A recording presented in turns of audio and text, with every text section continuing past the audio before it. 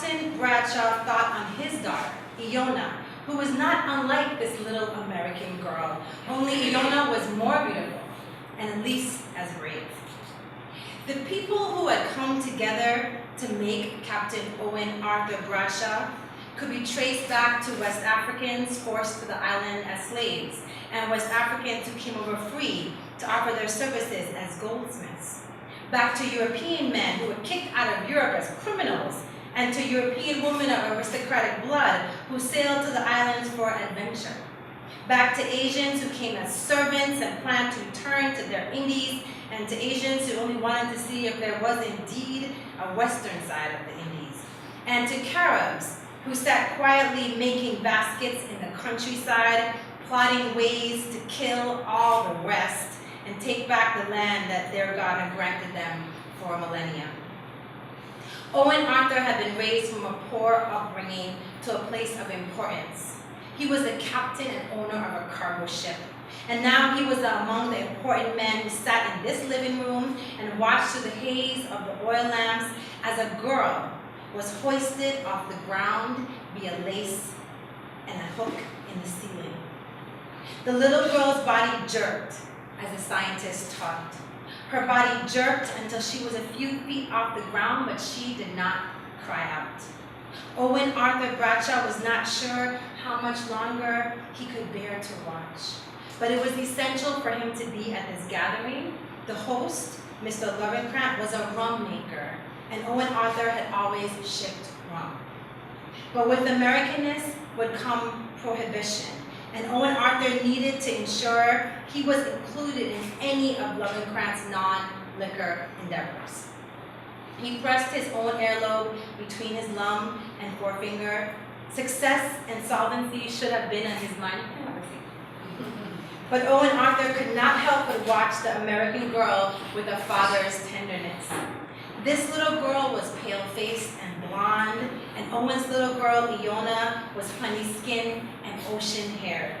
But still, he looked on this strange little girl as though looking on his own child. The first half of him desired that he had created this little girl. Oh, she was a pretty yellow thing. The lower half of him desired the girl. How young could she be? He put his mouth to his glass and tilted it until the warm sweetness met his lips. She will outlive me, he thought to himself. And who was the she he was referring to? Perhaps his wife, who was just then sitting at home doing the sewing that it seemed God had created her to do. Or perhaps he was speaking of his mistress, who was at that moment sitting in her home playing the piano he had bought her, making a music that only God or the devil could bless. Or perhaps he was speaking of his daughter, Iona, whom he loved like he loved his own skin. Perhaps he was speaking of the little girl to whom the scientist was now attaching cords of metal. And perhaps this little girl was, in a way, all woman to him, as all women might be to a certain kind of man. And Owen Arthur is right. All these she's will outlive him, though he cannot bear the thought of his women going on. He knows his daughter will live forever, the way all parents do, simply because daughters generally die first. Simply because parents generally die first. But Owen will not die of old age. Owen will die of love. The Danish West Indies will become the United States, Virgin Islands, and then this patriarch will die. And perhaps these things are the same thing. Behold, the American is saying in his strange accent. He hands the girl a glass ball and then whispers to her, "Do not drop it or I will punish you." She does not make a move to suggest that she has heard. She only takes the glass ball in her hands, and then the first miracle happens. Her hair begins to rise, and the storm outside begins to howl. Christ have mercy.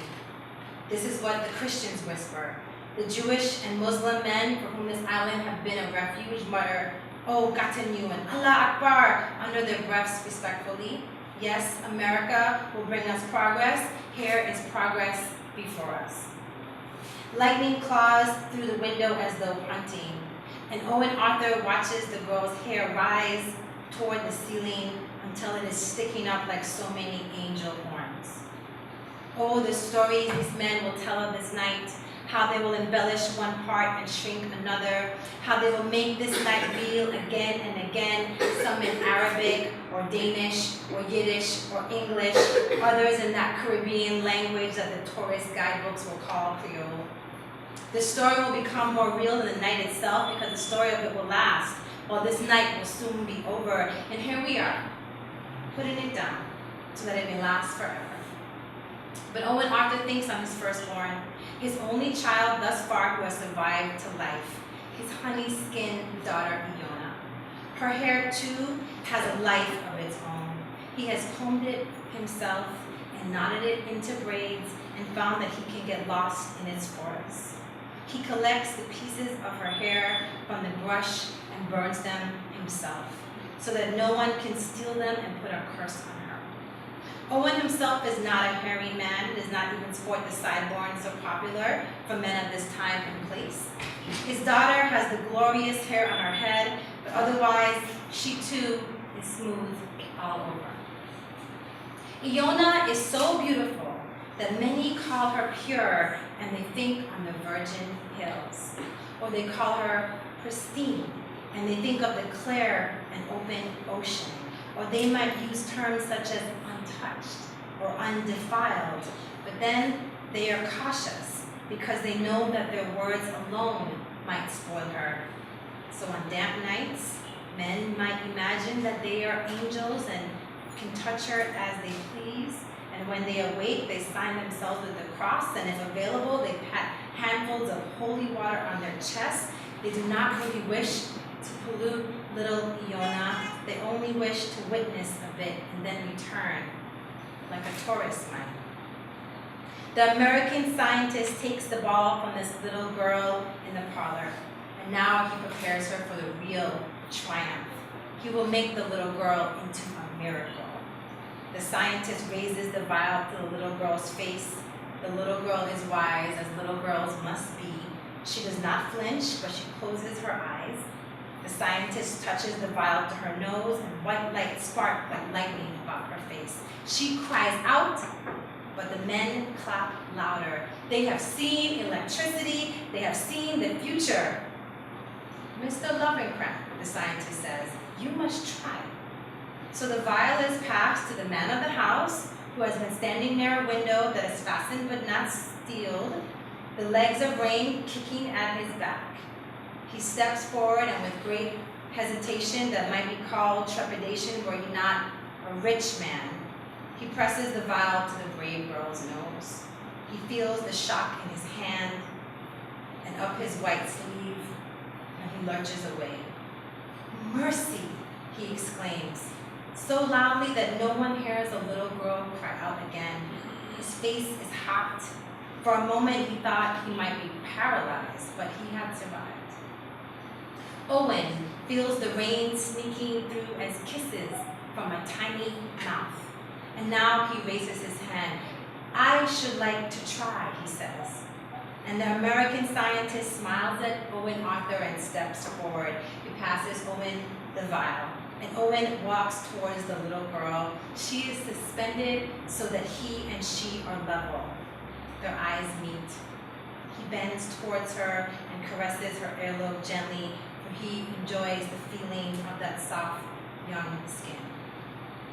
Men are foolish when pretty girls are involved, he says, loud enough for all to hear, and then he dashes the vial to the floor. The great men in the room snort. Many look away, ashamed that they had not had Captain Bradshaw's integrity. My apologies, Mr. Lovecraft. I seem to have broken the American's instrument. I am afraid I have ended the game.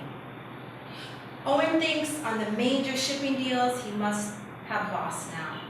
Thinks on how his business has depended on Lovecraft's rum for more than a decade. But then he thinks on something else. It must be past this little girl's bedtime. So he touches the girl's hair and then tips his hat and takes his leave into the